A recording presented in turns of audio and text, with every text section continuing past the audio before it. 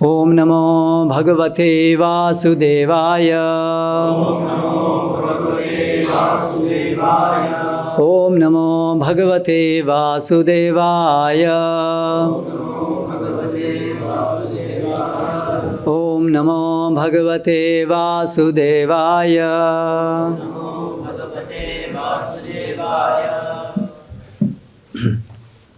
श्रीमद् भागवतम स्कंद 4 अध्याय 29। नारद तथा राजा प्राचीन बरही के मध्य वार्तालाप। श्लोक क्रमांक 74।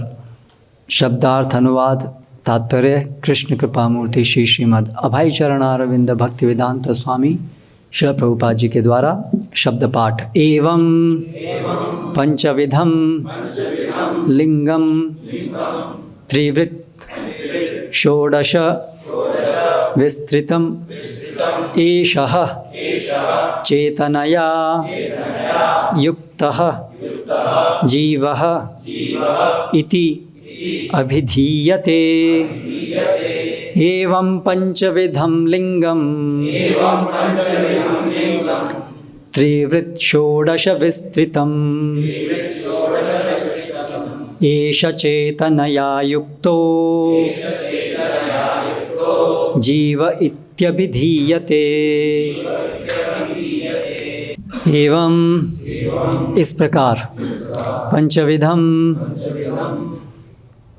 5 इंद्रिय विषयों, लिंगम सूक्ष्म शरीर, त्रिवृत तीनों गुणों से प्रभावित, षोडश 16, विस्तृतम फैला हुआ, एषः यह चेतनया जीव के साथ, युक्तः जुड़ा हुआ, जीवः बद्ध जीव, इति इस प्रकार, अभिधीयते माना जाता है।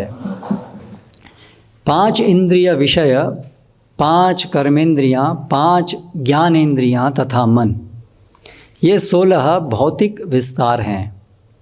ये सब जीव के साथ संयोजित रहते हैं और प्रकृति के तीनों गुणों द्वारा प्रभावित होते हैं। इस प्रकार बद्ध जीव के अस्तित्व को समझा जाता है।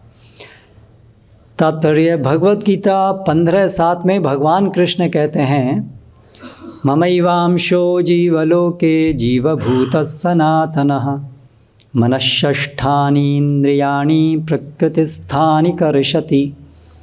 इस बद्ध जगत में सारे जीव मेरे ही शाश्वत भिन्न अंश हैं। बद्ध जीव होने से वे मन समेत 6 इंद्रियों के साथ कठिन संघर्ष करते रहते हैं।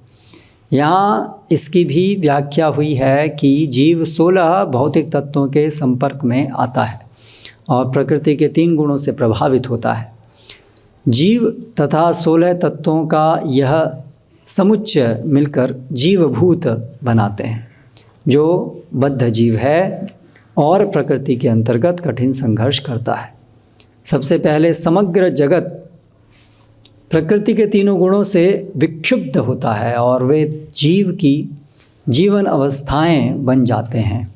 इस प्रकार सूक्ष्म तथा स्थूल शरीर विकास करते रहते हैं और पृथ्वी, जल, अग्नि, वायु, आकाश इत्यादि अवयव स्वरूप रहते हैं। श्री मध्वाचार्य के अनुसार जब चेतना, जो हृदय की जीवनी शक्ति है, प्रकृति के तीनों गुणों द्वारा विक्षुब्ध होती है, तब जीव का सूक्ष्म शरीर भौतिक अवस्था में कार्य करने के लिए संभव होता है, जो मन इंद्रिय पदार्थों, 5 ज्ञानेंद्रियों तथा 5 कर्मेंद्रियों से युक्त होता है। ओम अज्ञानतिमिरान्धस्य ज्ञानाञ्जनशलाकया चक्षुरुन्मीलितं येन तस्मै श्रीगुरवे नमः। श्रीचैतन्यमनोभीष्टं स्थापितं येन भूतले स्वयं रूपकदा मह्यं ददाति स्वपदान्तिकं। वन्देऽहं श्रीगुरो श्रीयुतपदकमलं श्रीगुरून् वैष्णवांश्च श्रीरूपं साग्रजातं सहगण रघुनाथान्वितं तं सजीवं साद्वैतं सावधूतं परिजनसहितं कृष्णचैतन्यदेवं श्रीराधाकृष्णपादान् सहगण ललिता श्रीविशाखान्वितांश्च। जय श्री कृष्ण चैतन्य प्रभु नित्यानंद श्री अद्वैत गदाधर श्रीवासादि गौरभक्तवृंद। हरे Krishna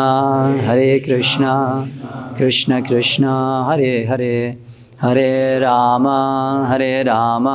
Ram Ram Hare Hare.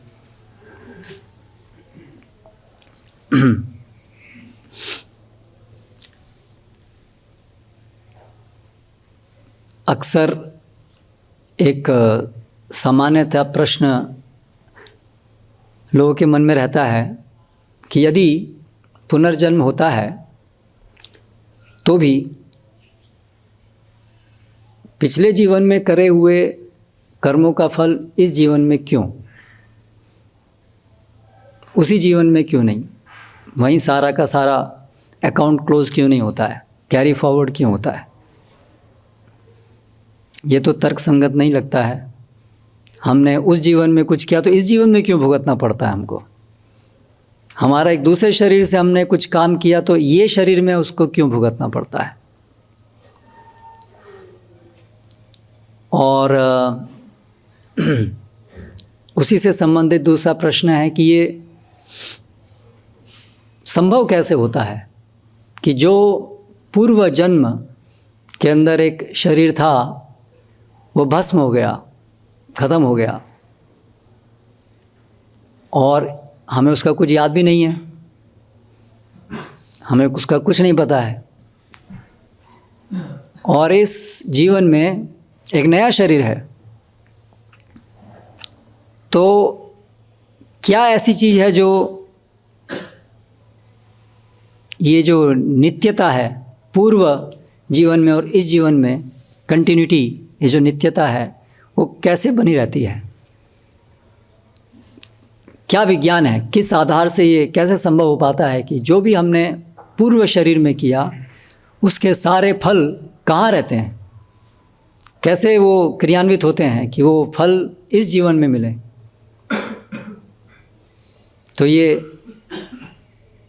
Frequently asked question, सामान्य प्रश्न है जो भी ऐसी कल्चर्स में हैं, ऐसी संस्कृतियों में हैं जहाँ पर पुनर्जन्म को स्वीकार किया जाता है। तो यही प्रश्न प्राचीन बरही ने भी नारद मुनि से किया इसी अध्याय में कुछ श्लोक पहले। पहले तो नारद मुनि ने उनको समझाया कि आप जो ये सब कर्म में लिप्त हो, इससे आपका बड़ा अहित होगा। आप सोच रहे हो कि आप बड़े पुण्य कर्म करके अपना हित कर रहे हो, लेकिन आप जानते नहीं हैं कि उससे कोई हित नहीं होने वाला है।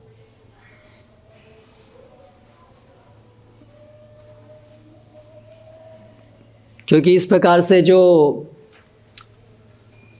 पुण्य पाप की परिधि में रहते हैं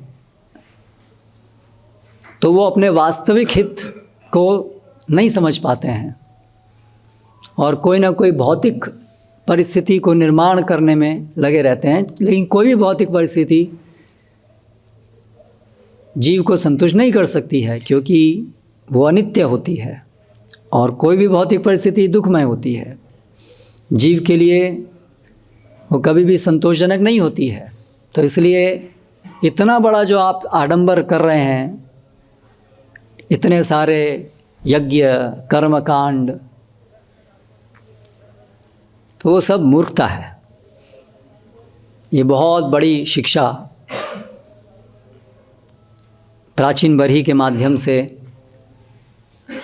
हम सब के लिए है। इसके ऊपर हमने काफ़ी इस पूरे प्रसंग के अंदर बहुत चर्चा इसके ऊपर हुई है। कैसे प्राचीन भरी भी कहते हैं कि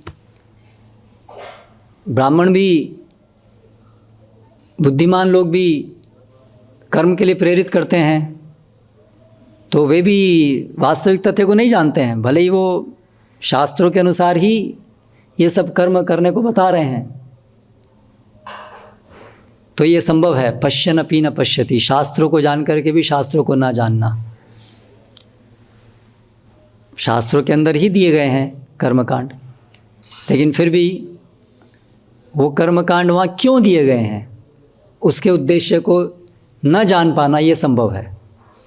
कर्मकांड को जानना, कर्मकांड को करना, पर भी कर्मकांड वहाँ क्यों दिए गए हैं उसको ना समझना, और इस प्रकार से शास्त्रों को पालन करते हुए भी तथाकथित रूप से शास्त्रों को पालन ना करना संभव है।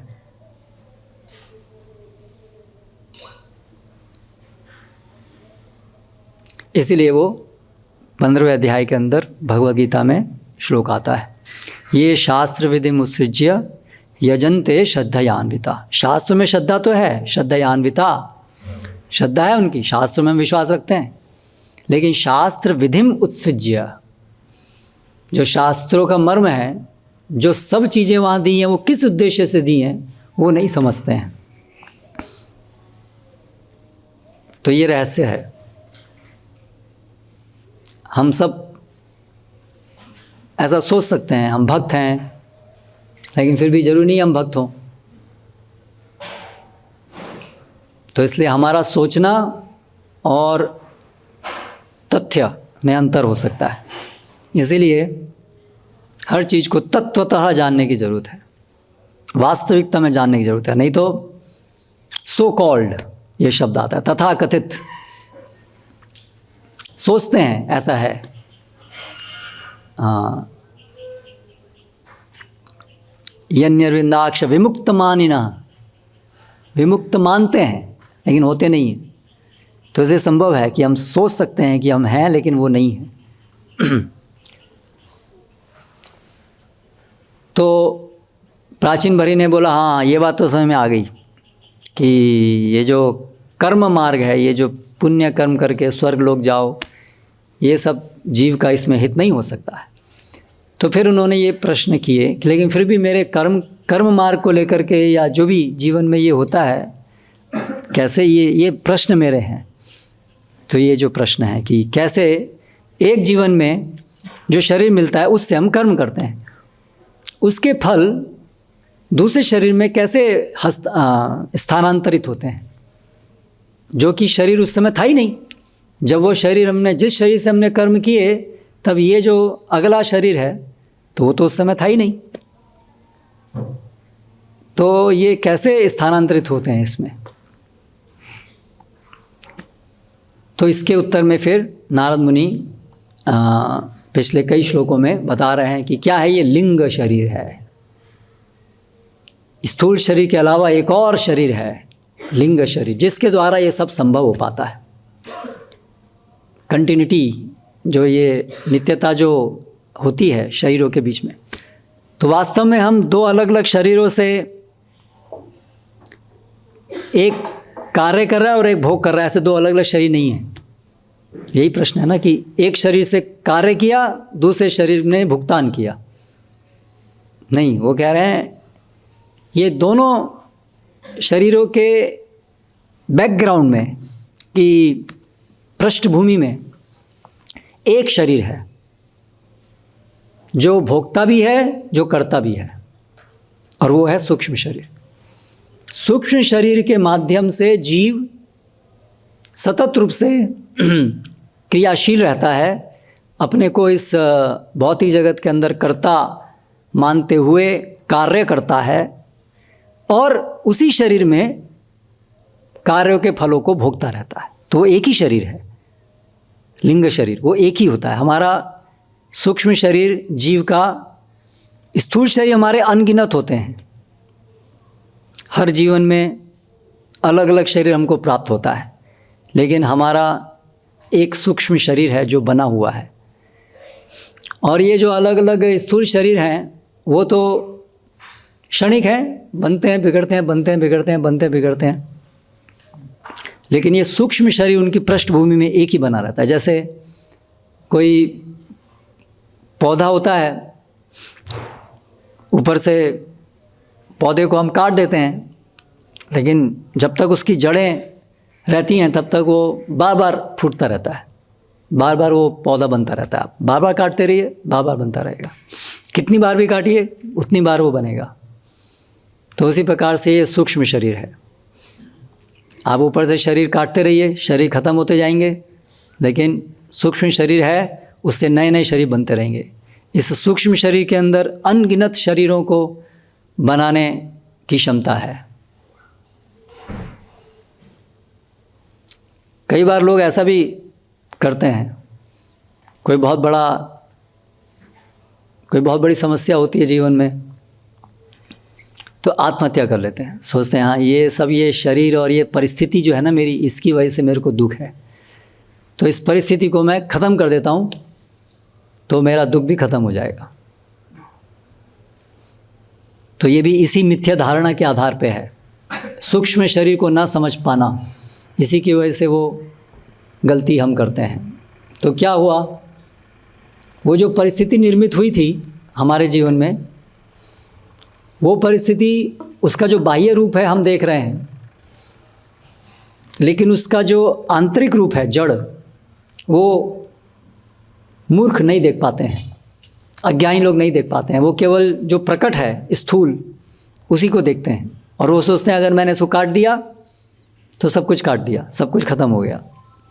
लेकिन वो जड़ जो दिखती नहीं है, जब तक वो नहीं कटेगी तब तक वो वापस परिस्थितियाँ आती रहेंगी। तो हमने सुसाइड किया, तो क्या किया, एक तो जो परिस्थिति का जो कारण था वो ख़त्म नहीं हुआ, जो कर्म फल थे, जो सूक्ष्म शरीर में, हमारे सूक्ष्म शरीर में संस्कार के रूप में जो थे वो तो ख़त्म नहीं हुए। हमने केवल स्थूल शरीर काटा। जो शरीर जो है प्रभाव है, सूक्ष्म शरीर के अंदर जो स्थापित संस्कार हैं उसका ये प्रभाव, इफ़ेक्ट है, फल है। तो हमने फल को काटा, लेकिन उसके मूल को नहीं काटा। न केवल नहीं काटा, बल्कि और ऊपर से और पाप कर्म नए बना दिए आत्महत्या के करने के कारण। तो और अधिक कष्ट मिलेगा अभी, और अधिक परिस्थितियां भविष्य में, और ख़राब परिस्थिति में हमको जाना पड़ेगा। तो ये उल्टा हो गया। हमने सोचा कि हम ऐसे आत्महत्या करके समस्याओं का समाधान कर रहे हैं, लेकिन वास्तव में क्या कर रहे हैं, समस्याओं को बढ़ा रहे हैं। तो ये सब होता है अज्ञानता के कारण। तो अगर हम ज्ञान में स्थित नहीं हैं तो हम ऐसे ही अपने लिए परेशानियों को निर्मित करते रहेंगे।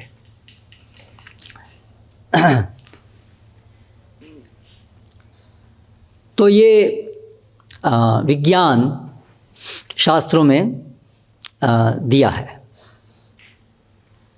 अलग अलग बहुत सारे जो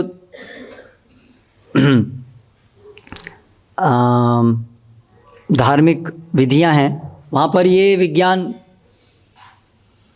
इस प्रकार से पूरा है ही नहीं, जिस प्रकार से वैदिक शास्त्रों के अंदर इसको समझाया, और इससे बहुत सारे प्रश्नों के उत्तर मिल जाते हैं। जन्म से ही कोई दुखी क्यों होता है, अभी तो उसने कर्म किए ही नहीं हैं। ऐसे बहुत सारे प्रश्नों के उत्तर इस समझ से हो जाते हैं कि कैसे ये एक सूक्ष्म शरीर होता है। और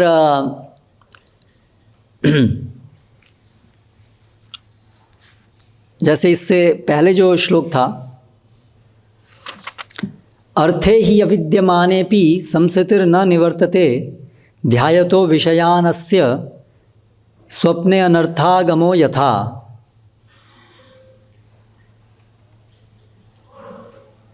कि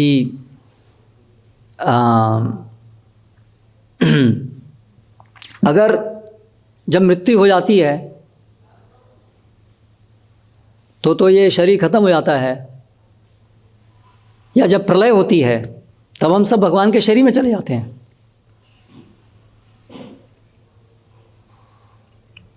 फिर क्यों वापस आते हैं? यद गत्वा न निवर्तन्ते तद धाम परमम मम। जो मेरे धाम को आता है, जो मेरे पास आता है, उसको वापस नहीं आना पड़ता। लेकिन यहाँ तो हर प्रलय में हम साक्षात भगवान के शरीर में प्रवेश कर जाते हैं, फिर भी वापस आते हैं। आश्चर्य की बात है ना। भगवान के धाम में चले जाते हैं हम, भगवान को प्राप्त कर लेते हैं, लेकिन फिर भी वापस आते हैं। ऐसा क्यों होता है? या सुसुप्ति अवस्था जब होती है, जब हम सुसुप्ति, स्वप्नावस्था और सुसुप्ति अवस्था, निद्रा के अंदर ये दो अवस्थाएं हैं और एक जागृत अवस्था है।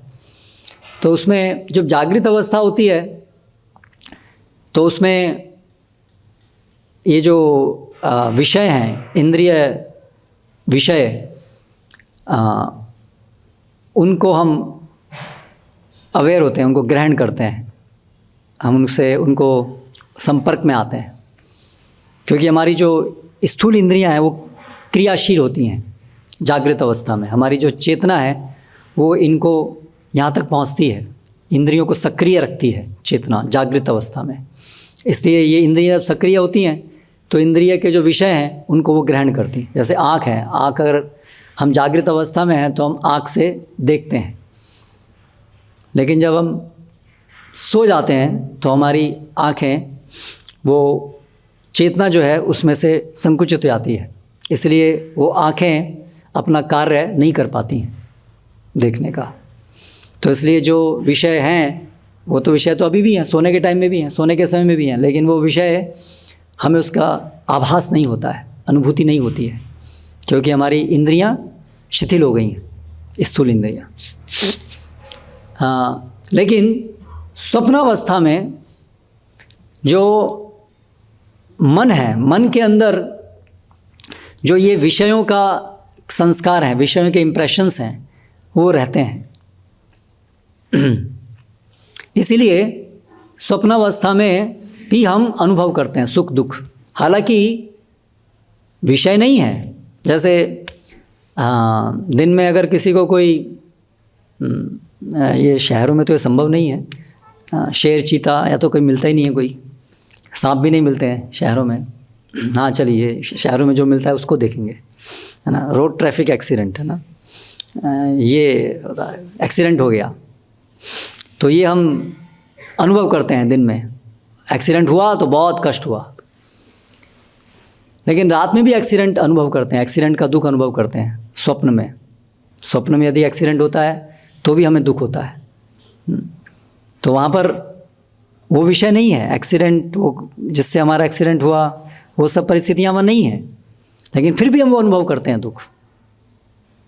क्यों? क्योंकि जो वो परिस्थितियां हैं, जो एक्सीडेंट जो हमने देखा, एक्सीडेंट या इस जीवन में या पूर्व जीवन में जो हमने देखा, अनुभव किया, उसके संस्कार हमारे मन के अंदर हैं।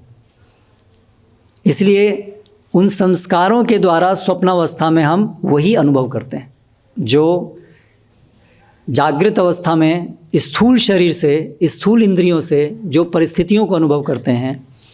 स्वप्नावस्था में वो स्थूल विषय न होने पर भी उनकी जो छाप है, जो सूक्ष्म शरीर में है, उसके द्वारा हम वही सुख दुख अनुभव करते हैं। तो सुसुप्ति में क्या होता है? उसमें कोई स्वप्न नहीं आते हैं, अर्थात अभी जो हमारा मन है वो भी सो गया है, आंतरिक इंद्रियां भी सो गई हैं, वो भी शिथिल हो गई हैं। तो फिर हम जो हैं आत्मा, तो उसकी चेतना भी इतनी संकुचित हो गई है कि सूक्ष्म शरीर तक भी वो नहीं पहुंचे, सूक्ष्म शरीर भी इसलिए शिथिल हो गया है। तो फिर तो जीव की मुक्ति हो जानी चाहिए। अभी तो स्थूल शरीर भी शिथिल है, वो भी कार्य नहीं कर रहा है, सूक्ष्म शरीर भी कार्य नहीं कर रहा है। जब सूक्ष्म शरीर भी कार्य नहीं कर रहा है, स्थूल शरीर भी कार्य नहीं कर रहा है, तो फिर जीव मुक्त हो जाना चाहिए। फिर भी मुक्ति नहीं होती है।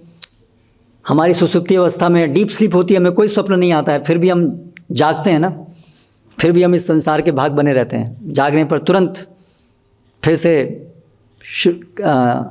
कार्य शुरू कर देते हैं, यानी कि वो कंटिन्यूटी रहती है। तो ऐसा क्यों होता है? तो ये चीज़ यहाँ बताई है।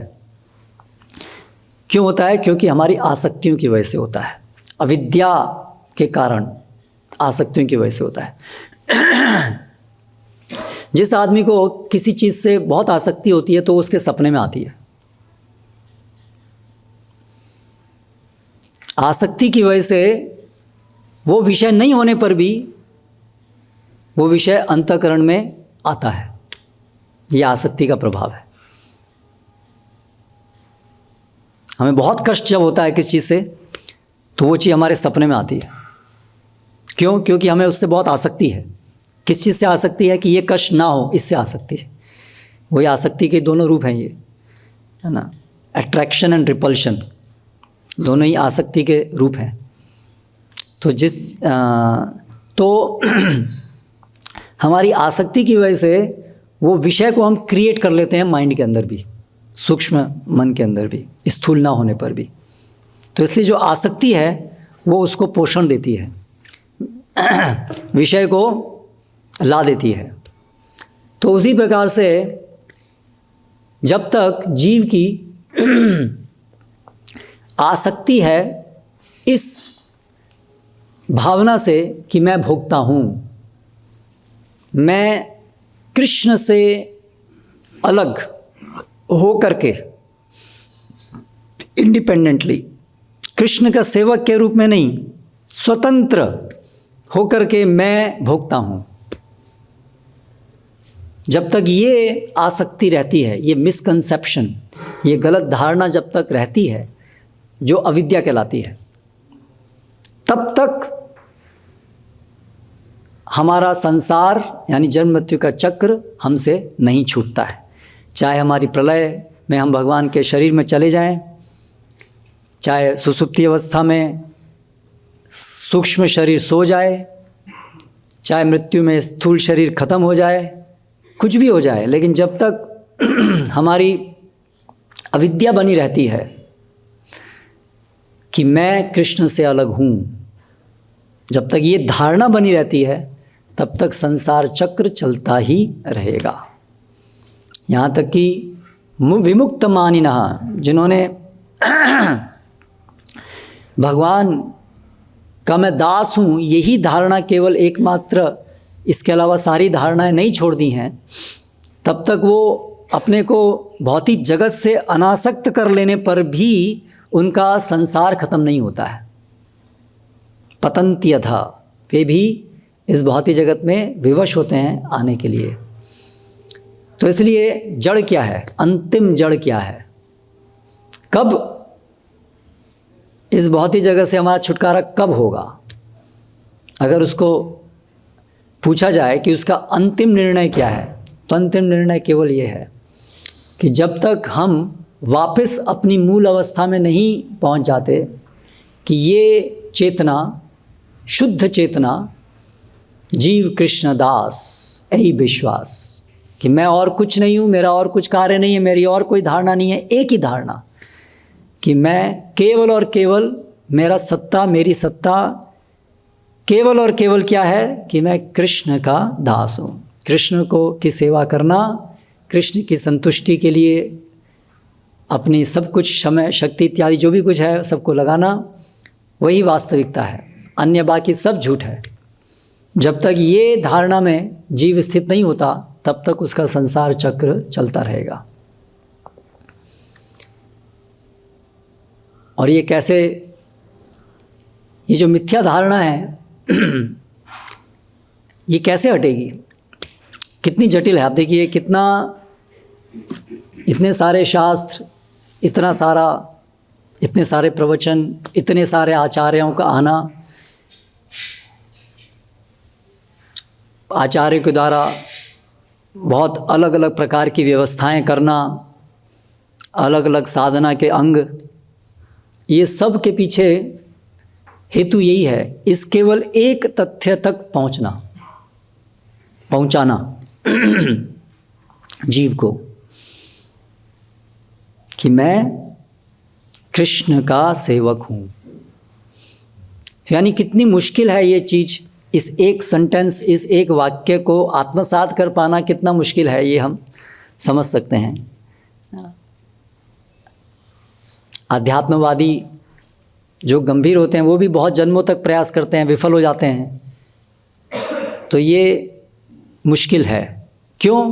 क्योंकि हम हैबिचुएटेड हैं, हम इसके विपरीत सोचने के लिए एडिक्टेड, क्या है हिंदी? हाँ, वो हिंदी कैसे हुई? कंडीशन तो अंग्रेजी का वर्ड है ना। आदि हैं।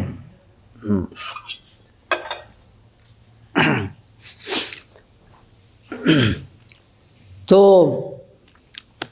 ये है हमारी समस्या। हम बहुत भोग करने के लिए हम बहुत अधिक, हमारी बहुत गहरी श्रद्धा है इसमें कि मैं भोगता हूँ, मिथ्याभिमान कि मैं भोगता हूँ। तो जितना हम भोग, जिस क्षण हम भोग कर रहे हैं, वाणी से, शरीर से, मन से, उस क्षण हमारी ये मिथ्या धारणा कि मैं भोगता हूँ, मैं कुछ और हूँ, मैं कृष्ण का सेवक के अलावा कुछ और हूँ, ये धारणा हमारी और बलिष्ठ होती जाती है। ये विज्ञान का एक और भाग है। इसलिए आध्यात्मिक जीवन में आधारभूत एक प्राथमिक सिद्धांत है कि इंद्रिय भोग, अनावश्यक इंद्रिय भोग में लिप्त नहीं होना है।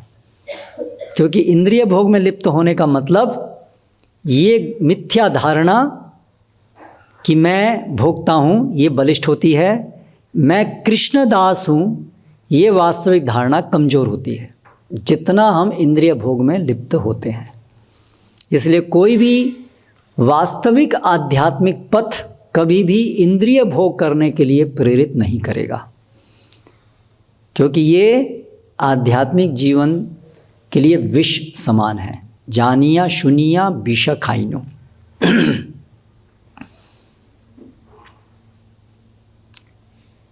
लेकिन ये बहुत मुश्किल है। इंद्रिय भोग की जो इच्छाएं हैं, वासनाएं, कामनाएं हैं, बहुत सारी हैं और बहुत गहरी हैं। वासनाएं हैं और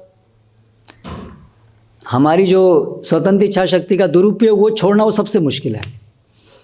वो विश्वास कि मैं इंद्रिय भोग करके सुखी हो सकता हूँ, वो विश्वास छूटना, वो विश्वास खत्म होना, मिथ्या विश्वास खत्म होना, वो बहुत बहुत बहुत मुश्किल है। क्योंकि हम कृष्ण को भूल करके हमने ये जिद की है कि हम आपकी सेवा नहीं करना चाहते हैं, हम स्वतंत्र भोग करना चाहते हैं। तो इसलिए पूरा जो आध्यात्मिक पथ है वो हमें इस गलत धारणा से निकालने के लिए है और सही धारणा में स्थापित करने के लिए है। और इसके लिए सब विधि विधान हैं जिससे कि धीरे धीरे क्रमिक रूप से कैसे संभव बनाया जाए। इसके लिए बहुत सारे, इतने सारे विधान हैं, वो सब हमें मदद करते हैं इसी एक बिंदु पर आने के लिए। तो जैसे हमारे जीवन में सबसे पहले तो सबसे केंद्रीय चीज़ कि ये समझ आना कि मैं कृष्णदास हूँ, ये श्रद्धा, ये उत्पन्न होना।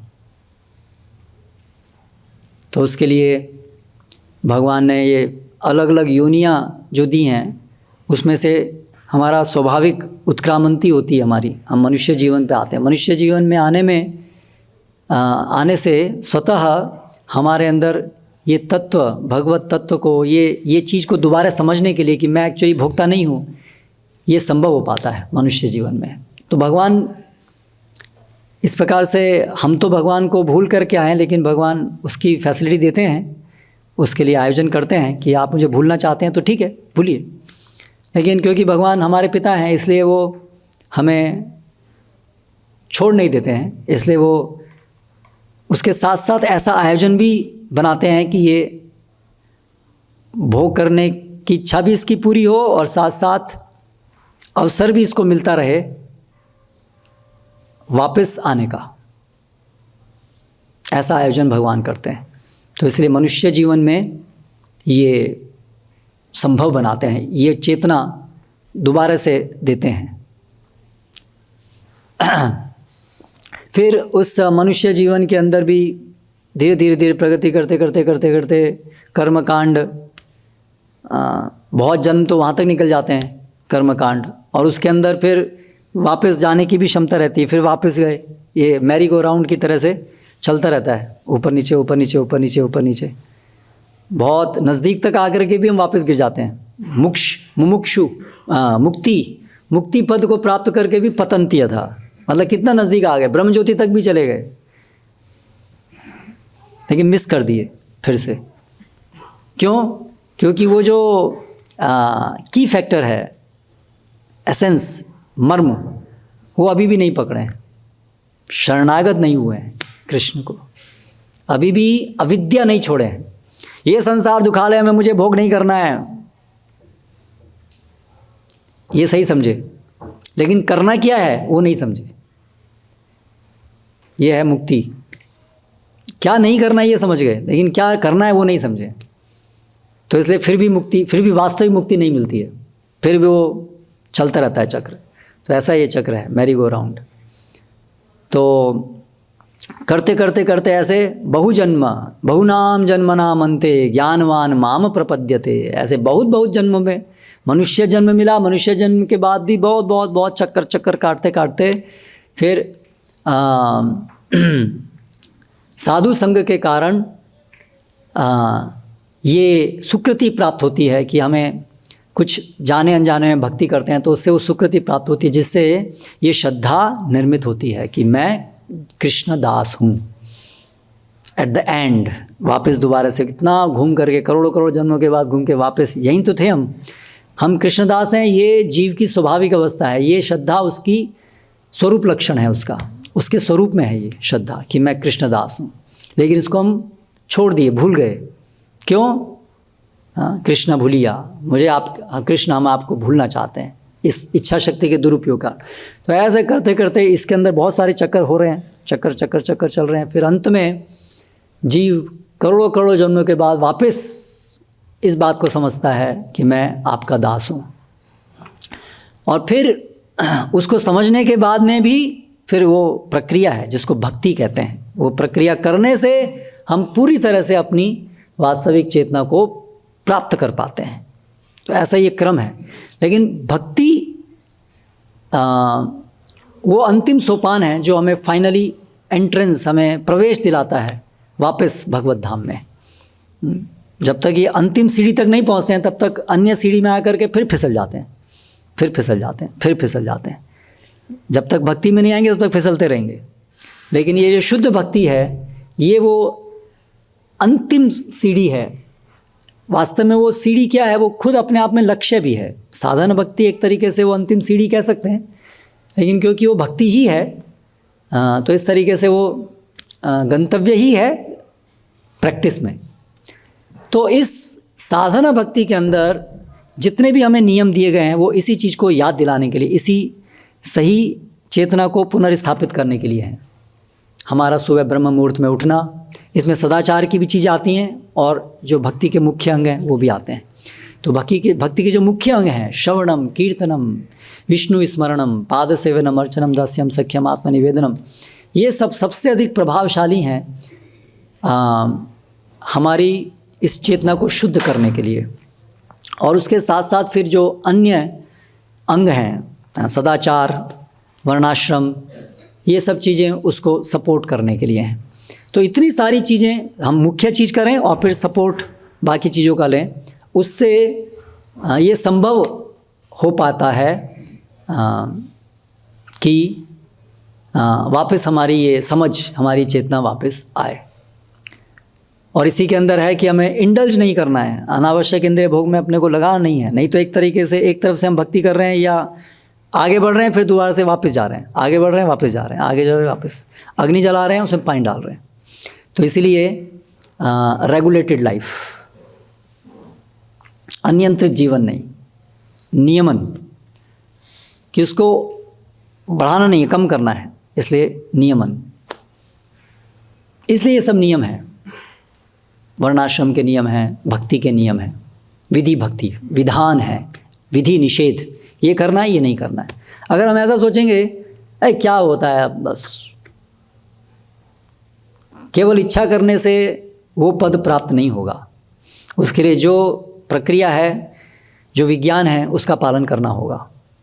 बहुत से लोग इच्छा बहुत करते हैं लेकिन करते नहीं हैं, कुछ जो करने के लिए वो करते नहीं हैं, केवल इच्छा करते हैं, या जितना करना चाहिए उतना नहीं करते हैं, कुछ करते हैं, तो फिर उससे अभिष्ट फल प्राप्त नहीं होता है। ठीक है, हम एकदम से सब कुछ नहीं कर पाए, लेकिन कम से कम आगे तो बढ़ते रहें, जो भी स्तर पे है वहाँ से रह करके और आगे बढ़ने की प्रयास होते रहने चाहिए।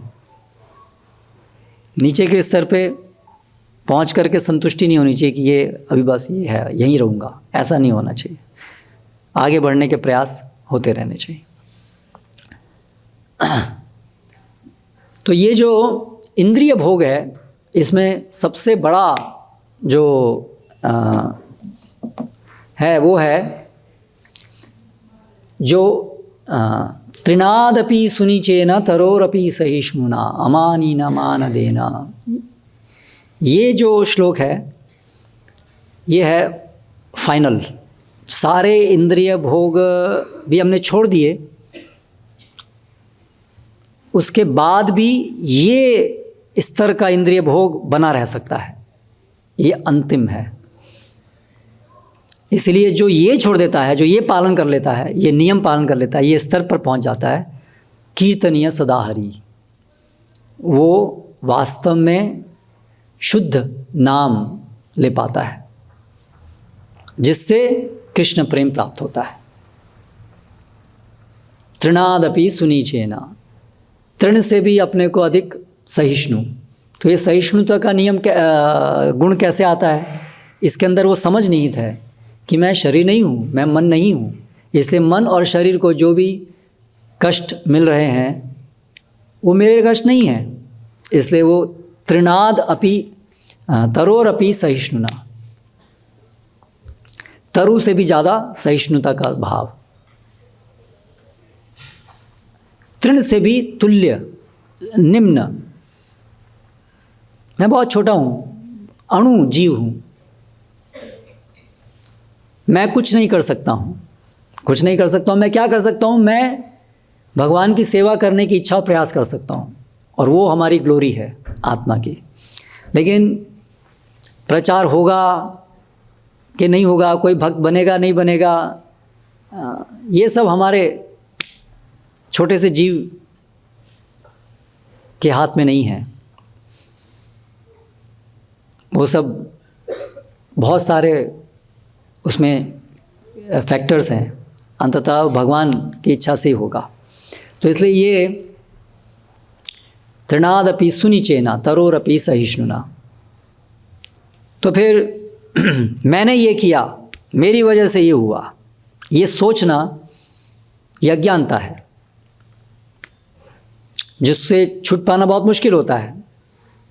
हम ऐसा सोचते हैं कि मेरी वजह से ये हो रहा है,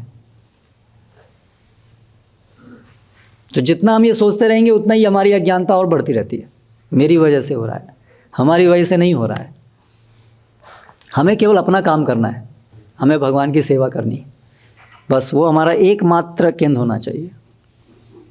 कोई क्रेडिट हमारा नहीं है, हम क्रेडिट नहीं ले सकते हैं क्योंकि वो है नहीं, हम करते नहीं हैं। अमानीना, तो मुझे मान सम्मान क्यों मिलना चाहिए? मैं कुछ कर नहीं सकता हूँ, तो किस लिए मान सम्मान? भगवान सब करते हैं, उनकी शक्ति से सब होता है। मान देना, दूसरों को मान सम्मान देना अर्थात ईर्ष्या नहीं करना। जो भी यथोचित आदर सम्मान, यानी वही कि अपनी मान सम्मान की इच्छा न करना, और दूसरे को मान सम्मान देने से ईर्ष्या होगी तो हम दूसरे को मान सम्मान नहीं देना चाहेंगे, तो वो भी इंद्रिय भोग है।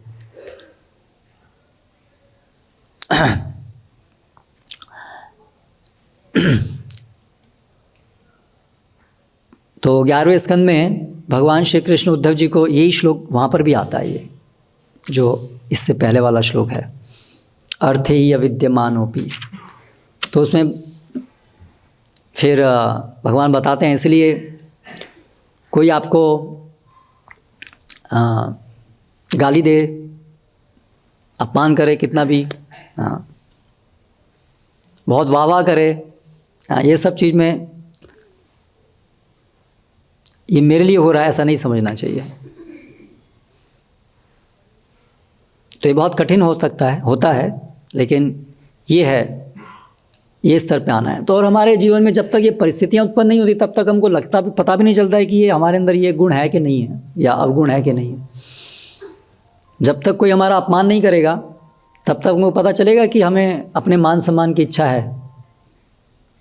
हम सब सोचते हैं हम तो तृणादपि सुनी चेना तरोरपि सहिष्णुना अमानी ना मान देना, लेकिन कीर्तनीय सदाहरि नहीं है, इसका मतलब ये है नहीं, इसलिए कीर्तनीय सदाहरि नहीं है। फिर जब अगर हम थोड़ा सा भी सिंसियरली भगवान से प्रार्थना करते हैं तो फिर भगवान हमें ऐसी परिस्थिति में रखते हैं जहाँ हमारा अपमान हो, है ना। फिर हम आग बबूला हो जाते हैं, परेशान हो जाते हैं, हमारे जप छूट जाता है, हमारा चिंतन खत्म हो जाता है ना। फिर ये तृणादपि सुनी चेना श्लोक तो भूल जाते हैं हम पूरा, बताने पर भी याद नहीं आता है। प्रभु जी तृणादपि सुनी चेना, अरे क्या तृणादपि सुनी चेना ये है अटैचमेंट, बहुत स्ट्रांग होता है। तो अगर कोई भी परिस्थिति में हम हैं, अगर हमारा भजन डिस्टर्ब हो रहा है, अगर हमारा उत्साह भगवान की सेवा का शिथिल हो जाता है, ये दिखाता है कि हमारा अटैचमेंट है कहीं ना कहीं, और कृष्ण की सेवा के अलावा हम कहीं ना कहीं और आसक्त हैं। नहीं तो क्यों निरुत्साह है? सेवा करने से अगर उत्साह केवल मिल रहा है तो वह निरुत्साह क्यों? क्योंकि सेवा तो आप हमेशा कर सकते हैं कोई परिस्थिति ऐसी नहीं है जो सेवा करने से रोके, वो संभव नहीं है फिर हम क्यों निरुत्साहित हैं? इसका मतलब हम कहीं और सुख ढूंढ रहे हैं किसी और चीज़ में सुख ढूंढ रहे हैं। वो जहाँ सुख ढूंढ रहे हैं वो मिलना बंद होता है, इसलिए हमें दुख होता है, इसलिए हम डिस्टर्ब होते हैं, इसलिए हम निरुत्साहित होते हैं। तो हम सोच रहे हैं कि मेरे निरुत्साह का कारण ये व्यक्ति है, ये परिस्थिति है। नहीं, वो हमारी सेवा भावना में कमी है, दैट्स ऑल। ये डायग्नोसिस है, उसके अलावा और कोई कारण हो ही नहीं सकता, केवल एकमात्र यही कारण है। तो इसलिए ये सब परिस्थितियां जो जीवन में आती हैं वो हमारे लिए ट्रेनिंग है, ये भगवान की कृपा है। इसलिए भक्त उसको भगवान की कृपा के रूप में देखता है हर परिस्थिति। इसलिए ये परिस्थिति मुझे कुछ सिखाने के लिए, या तो भगवान की कृपा है या तो हमारे अपराध हैं, अपराध के कारण है या तो भगवान की कृपा है। दो ही कारण हो सकते हैं। जो भी परिस्थिति एक सिंसियर डिवोटी के जीवन में, जो श्रद्धावान है उसके जीवन में जो परिस्थितियाँ आती हैं, उसके दो ही कारण हो सकते हैं कष्टों के लेकिन उन दोनों ही परिस्थितियों में भी हम उससे जो भी सीख सकते हैं, भगवान के द्वारा आयोजित है तो कुछ सिखाने के लिए है। अपराध के कारण है तो आगे से अपराध नहीं करें, दोनों ही चीज़ों में हमें सीखने के लिए है।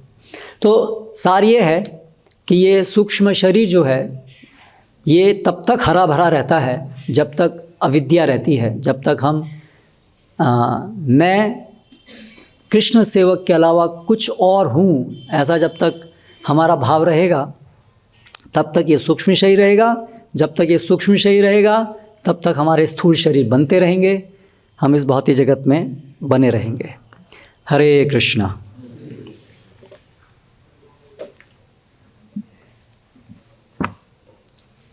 कोई प्रश्न किसी का?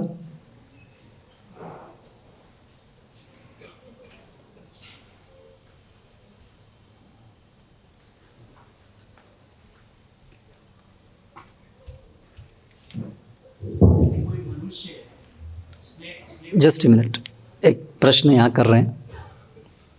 प्रभु, लास्ट में जो आपने बताया कि जो भी हमारे साथ हो रहा है वो या तो कृपा है या तो अपराध है, तो ऐसा दो डिस्टिंक्ट कैटेगरी है, या फिर अपराध के कारण भी जो हम झेलेंगे तो वो भी एक कृपा तो है भगवान।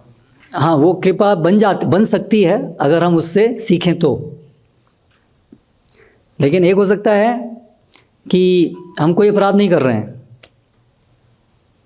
सब सही कर रहे हैं, लेकिन भगवान हमें और आगे बढ़ाने के लिए या अन्यों को शिक्षा देने के लिए परिस्थितियां उत्पन्न कर रहे हैं।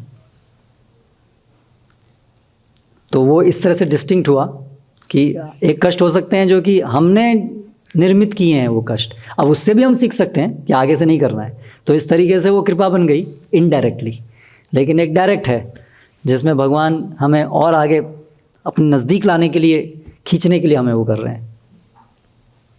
लेकिन हम कुछ नहीं भी करेंगे तभी भी ऐसी परिस्थिति हो सकती है। यस यस यस, यस्याहम अनुग्रहामि हरिष्ये तद्धनम शनि। जी माइक।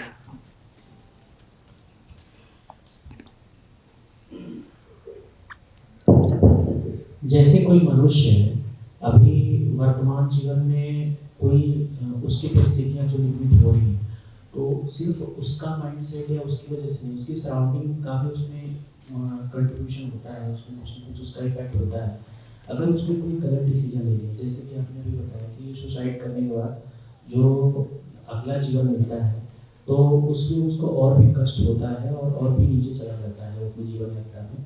तो पुराने जन्म में जिनके साथ था वो, जिस जो परिस्थितियों में थे, अगर उनको ऐसा लगता है कि हम भी उसके भागीदार हैं और उस परिस्थितियों में सामने वाले व्यक्ति ने नर्वस होकर जो कुछ भी ऐसा डिसीजन लिया, तो उसके रिलेटिव्स, उसके उस परिस्थिति में जो लोग इन्वॉल्व थे, वो अगर कुछ स्पिरिचुअलिटी में आगे बढ़े या फिर उसके जीवन में कुछ ऐसा करके, क्या वो उसके अकाउंट में ऐड होगा? हम कुछ अच्छा या उसके सराउंडिंग वाले कुछ अच्छा करें, तो ये मेरा एक डाउट है।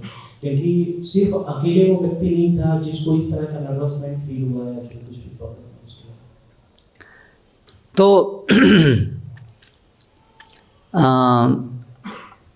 क्या हम अपने सगे संबंधियों के लिए जो अभी नहीं हैं, जो हमको छोड़ के जा चुके हैं, क्या हम उनके आध्यात्मिक कल्याण के लिए कुछ कर सकते हैं? ये प्रश्न है ना।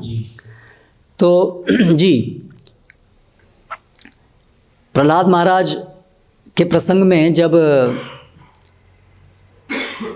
नृसिंह भगवान ने हिरण्यकशिपु जो उनके पिता थे उनका वध किया, तो उन्होंने भगवान से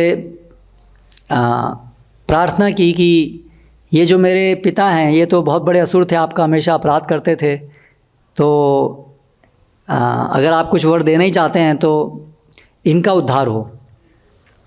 तो भगवान ने वहाँ पर, नरसिंह भगवान ने प्रहलाद महाराज को बताया कि आपकी भक्ति के कारण जो आपसे संबंधित हैं इस भौतिक जगत के अंदर कई पीढ़ियाँ, वो लोगों को भी आपकी भक्ति के कारण उनको भी उस भक्ति का फल प्राप्त होगा, अर्थात कुछ सुकृति उनको भी मिलेगी, जिससे वो भी, उनके लिए भी पथ आसान होगा भक्ति में। तो इसलिए यदि हम भक्ति भगवान की शरण लेते हैं तो उससे जिनके प्रति भी हमारा स्नेह है, प्रेम है, तो उनको भी उससे लाभ होता है। तो yes, that is true. Actually ये मेरा बहुत पुराना डाउट है। मैंने ये सुना था या कहीं धार्मिक उसमें कि व्यक्ति खुद अपना कल्याण करता है, खुद वो जन्मों जन्मों तक फाइट करता रहता है, जैसा अभी आपने बताया, कभी ऊपर कभी नीचे। तो यही मेरा डाउट था। तो जी, तो वो मदद हमें मिलती है, तो दैट्स ओके। लेकिन हमें जो हमारे लिए करना है वो तो फिर भी हमें करना ही होगा। ऐसा नहीं कि बस कोई दूसरा हमारे लिए करके हमको बैकडोर एंट्री से भगवत धाम भेज देगा। सपोर्ट मिलेगा दूसरे से, लेकिन अंततः हमें हमारा कार्य करना होगा, हमें शरणागति लेनी होगी।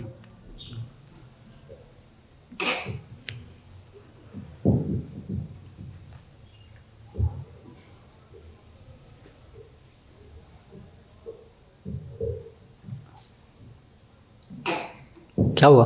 हरे कृष्ण, प्रणाम। प्रणाम। प्रभु जी, जैसे कि आपने बताया कि भगवान की कृपा होती है और अपराध जो होते हैं उनका भी हमें फल भोगना पड़ता है। तो मेरा एक प्रश्न है कि उसमें धर्म का कॉन्सेप्ट कैसे आएगा? जैसे मान लीजिए हमारा कोई संबंधी है जो हमें दुख दे रहा है, तो हो सकता है भगवान की कृपा है या फिर हमने कोई अपराध किया है, तो उसमें हमारी उस संबंधी के हिसाब से, उस रिश्ते के हिसाब से हमारा क्या धर्म हमें फॉलो भी तो करना है। पत्नी हमारी अगर इंसल्ट कर रही है तो हमें उसका कुछ धर्म भी तो फॉलो करना है, रिप्लाई भी बोलना है, कुछ अपनी स्थिति को बना के देखना है। तो इस तरह से कैसे बैलेंस बना के हम चलें? जो भी धर्म दिया गया है उसका उद्देश्य तो भगवान की सेवा ही है, अगर हम धर्म को सही से समझ पा रहे हैं तो इसलिए धर्म हमें यही सिखाता है भगवान की सेवा कैसे करनी है, किस परिस्थिति में कैसे हमें एक्ट करना है जो भगवान को प्रिय हो। तो वो अगर हम समझेंगे और उसके हिसाब से एक्ट करेंगे, उसमें हम व्यक्तिगत रूप से अटैच होकर एक्ट नहीं कर रहे हैं, नहीं करना चाहिए कि मेरी इंसल्ट हुई है इसलिए मुझे बुरा लगा इसलिए मैं कर रहा हूँ। लेकिन भगवान की संतुष्टि के लिए जो इस समय भगवान मुझसे चाहते हैं मैं रिएक्ट करूँ, वैसे मैं रिएक्ट करूँगा। तो दोनों में अंतर हो गया ना, मानसिकता का अंतर है ना।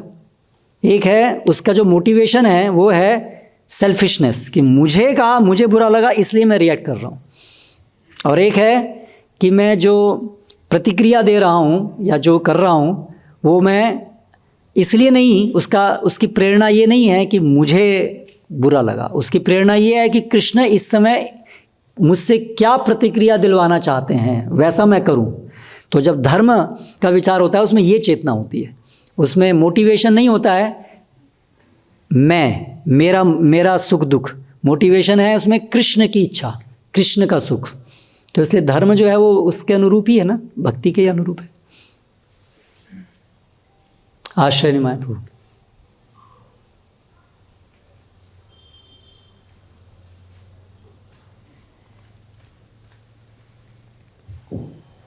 हरे कृष्ण। एक स्वप्न का जगत, एक वास्तव जगत। ये जगत स्वप्न का जगत, स्वप्न और वास्तव। जीव कृष्ण दास या वास्तव स्वप्न है, वास्तव जगत है, और जो कृष्ण दास नहीं मानता है या स्वप्न है। तो मेरा यह प्रश्न है वो एक उदाहरण से बोलूँगा। जैसे एक व्यक्ति सरासरी रमणी के साथ संग करता है, एक सुख अनुभव करता है, और स्वप्न में ऐसा सपना देखता है वो भी सुख अनुभव करता है। तो क्या फर्क है?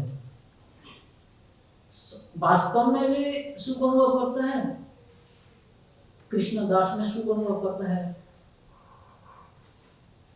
और जो भोगवादी वो स्वप्नों में भी सुख अनुभव करता है। क्या फर्क, क्या पार्थक्य क्या है?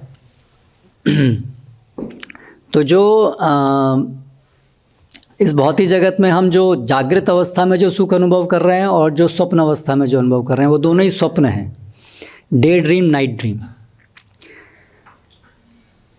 जब हम कृष्णदास हैं, ये अवस्था में रह करके जो हम सुख अनुभव करते हैं वो जीव के दृष्टिकोण से वो वास्तविक जागना है, उसके अन्यत्र सब कुछ सोना है। तो सोने में जो हम सुख अनुभव करते हैं वो क्षणिक होता है, स्वप्न क्षणिक होता है ना। तो ये जो दिन में जो हम सपना देख रहे हैं वो भी सपना ही है, वो भी इसलिए वो भी क्षणिक होता है। लेकिन जब हम कृष्णदास हैं, ये जो अवस्था में रह करके जो हम अनुभव करते हैं वो सत्य है, वो नित्य है, वो अनित्य नहीं है, और वो जीव को संतुष्टि देने वाला है। बाकी मिथ्या है, वो जीव को क्षणिक रूप से भ्रामक सुख है, वो वास्तविक नहीं है, वो क्षणिक है और वो संतुष्टि नहीं करेगा, और वो अनेक अनेक विपदाओं को जन्म देगा साथ साथ। जबकि कृष्णदास अवस्था में जो सुख है वो केवल आनंद कंद। श्रील प्रभुपाद की जय। हरे कृष्ण।